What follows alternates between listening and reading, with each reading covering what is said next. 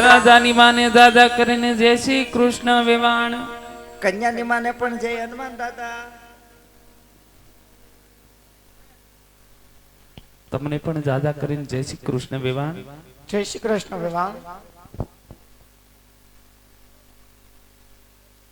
એ બીજું બધું ઠીક, આમાં વેવાણ કોણ છે? વેવાણ તમે પ્રતાપની માં છો? તો તમને ખબર ન પડે આવડી મોટી ઊભી છો ઈ? તમે બે એક કલર પહેર્યો, આમાં કેમ ખબર પડે કઈ વેવાણ છે એમ? અરે એક તો ખરા. તમે પ્રતાપની માં છો? હા. ભાઈ આટલા બધા હરક પદુડા થવામાં 6 મહિના પછી ખબર પડશે. શેની ખબર પડશે? ઓલો મંડપરો જઈને મીઠાઈ વાળો આવશે, મીઠાઈ વાળો જઈને હોની આવશે, હોની જઈને ઢોલી આવશે, ઢોલી જઈને કેટસ વાળી બાઈઓ આવે, હળિયાળી ચાલુ થાય પછી ખબર પડે. અહીંયા અમારા પ્રધાનજીને પૂછી લ્યો.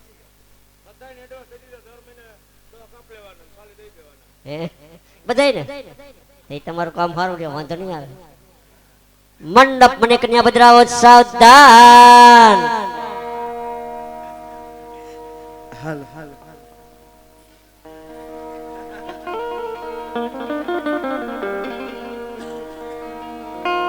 ઘરમાંથી નીસરો એ હવે 16 વાર સુંદરી આવર રાજા જુએ તમારી વાટડી રે માંડવામાં જુએ તમારી વાટડી.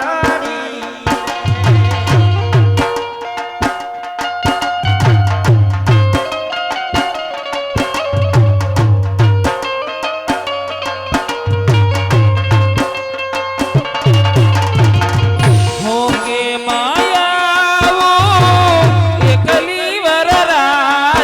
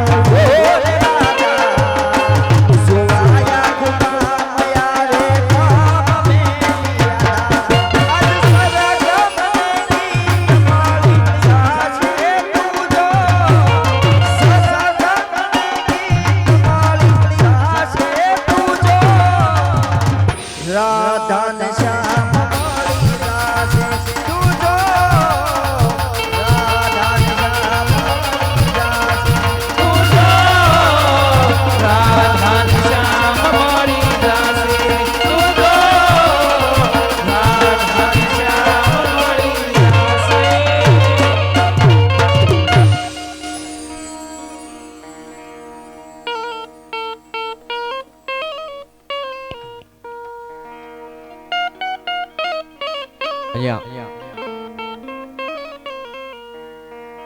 રામદેવજી મહારાજની જીવન લીલાના માધ્યમથી પ્રસંગ બેનબા સગુણાના લગ્નના પ્રસંગ સુધી પહોંચ્યો છે. આ માધ્યમથી એક દીકરીના લગ્નના પ્રસંગ સુધી જ્યારે અમારું મંડળ પહોંચ્યું હોય, ઘણી સંખ્યામાં બહેનો માતાઓની હાજરી છે. 2 મિનિટનો સમય લઈ ચોક્કસ કહીએ છીએ. આપણે ત્યાં જેને સંપૂર્ણ ત્યાગનું પાત્ર કહેવામાં આવ્યું છે, આપણે ત્યાં જેને સંપૂર્ણ સમર્પણ સભર પાત્ર કહેવામાં આવ્યું છે, એ પાત્ર કાના દીકરીના પાત્રને કહેવામાં આવ્યું છે. એટલા માટે ત્યાગ અને સમર્પણ સભર એટલા માટે જે આંગણાની માલિકો 18 વર્ષ સુધી રમેલ મોટી થઈ હોય, જે આંગણાની માલિકો 20 વર્ષ સુધી રમીને મોટી થઈ હોય, 18 વર્ષની જેને માયા લાગી હોય, 20 વર્ષની એને મમતા બંધાણી હોય, મારો પરિવાર, મારું ઘર, મારું આંગણું, મારો બાપ, એ તમામે તમામ માયા, તમામે તમામ મમતા એક પલવારની માલિકો હરપ જેમ કાહલી ઉતારે એમ બાપના ઘરની તમામ માયા, તમામ મમતા ઉતારી દે. એ પાત્રે એટલે દીકરીના પાત્રને દાદા કીધું છે.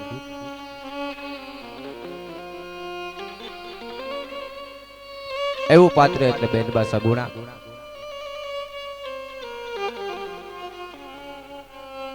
કોઈ એમ કે કોઈ પણ દીકરીના લગ્ન હોય, વિદાયની વેળા આવે, એની આંખમાંથી આહુડા પડતા હોય, સ્ફટિકની માળા તૂટી હોય એમ પોતાની આંખમાંથી ડળ ડળ આહુડા શું કામ પડતા હોય. બહુ સાચી વાત કરી છે. એક સામાન્ય રંગારો હોય, ચિત્ર દોરવાનું કામ કરતો હોય, એને ઝાડનું ચિત્ર બનાવવું હોય, એ ઝાડના ચિત્ર બનાવવા માટે થઈ અને એક વાટકાની માલિકોર કલર ઘોળવામાં આવે અને એ વાટકાની માલિકોર કલર ઘોળી અને જાંબલી રંગનું થડ ચિતરાઈ જાય અને પછી રંગારાને જો લીલા રંગના પાંદડા ચિતરવા હોય તો વાટકો અને પીછી બે ધોઈ નાખવા પડે. શું કામ? એને ડર લાગે છે ક્યાંક જો થોડો ઘણો ઈ જાંબલી રંગ રહી જાય ને, લીલા રંગના પાંદડા બરાબર નહીં ચિતરી શકું. એક રંગારાને ચિત્ર દોરવા વાળાને પણ જો ભય લાગતો હોય તો દીકરીને તો 18 વર્ષ પછી, 20 વર્ષ પછી પોતાના જીવતરનો રંગ બદલવો છે. આહુડાથી પોતાનું કાળજું કેમ ન ધોઈ નાખે? પાત્ર એટલે દીકરીનું પાત્ર છે. એમ આ માધ્યમથી બેનબા સગુણાના લગ્નના પ્રસંગ સુધી પહોંચ્યા છીએ. જાણીએ છીએ વર્તમાન સમયની અંદર જ્યાં એક દીકરી નથી હોતી ત્યાં તુલસી વિવાહ કરીને આજ પણ આપણે ત્યાં કન્યાદાનનો લાવો લેવાઈ રહ્યો છે. શું કામ? એને શ્રેષ્ઠ અને ઉત્તમ દાન કહેવામાં આવ્યું છે. તો અહીંયા આ માધ્યમથી બેનબા સગુણાના લગ્નના પ્રસંગના હું તમે સાક્ષી બન્યા છે. ત્યારે જે કાંઈ આપીએ છીએ દીકરીને આપીએ છીએ ભાવથી. ટૂંકામાં અહીંથી બેનબા સગુણાના લગ્નની કંકોત્રી રૂપી જોડી આપની વચ્ચે આવી રહી હોય, ફૂલ નહીં તો ફૂલની પાંખડી અર્પણ કરી આ જોડીને વધાવજો. વિશેષ આપ બધા બેઠા છો, પ્રેમથી નિહાળો છો, બધા બેસજો. અહીંથી હમણાં દેગ મૂકવામાં આવશે. 1.5-2 કલાક દેગ ઉકળ્યા પછી એને અથોત ઉતારી બધાને દેગની પ્રસાદી આપવાની હોય. અનુકૂળતા હોય તો પ્રસાદ લીધા વગર કઈ ન જશો. ઇન્દ્ર ઇન્દ્રની સૌભાગ્ય, બ્રહ્મા વિષ્ણુની સૌભાગ્ય, શંકર પાર્વતીની સૌભાગ્ય, વરકન્યાની સૌભાગ્ય, સકલમ કલમ સોહા કે પેલા રે પેલા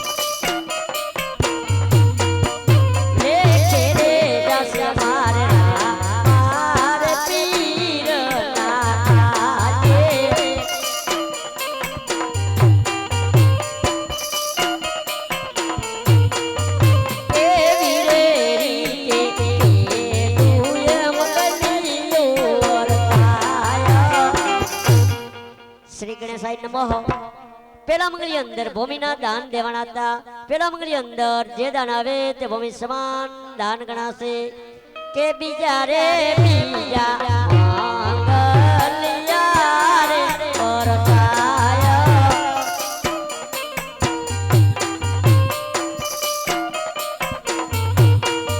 બીજે રે અમંગલ સેનાર દાન દેવાય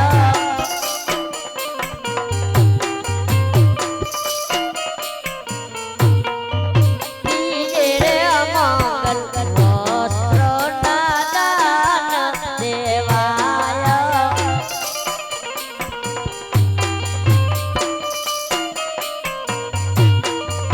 એ દાન દેશે મારે આરતી સોસાયટીના ભાઈઓ બહેનો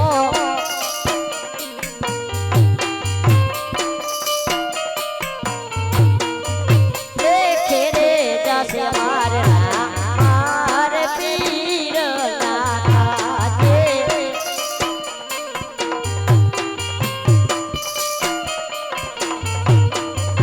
એવી રે રીતે બીજુએ મગલિયું વર્તાય શ્રી ગણેશાય નમઃ બીજા મંગલી અંદર વસ્ત્રના દાન દેવાના હતા બીજા મંગલી અંદર જે દાન આવે તે વસ્ત્ર સમાન દાન ગણાશે મારા તે વીરની પોપટ સા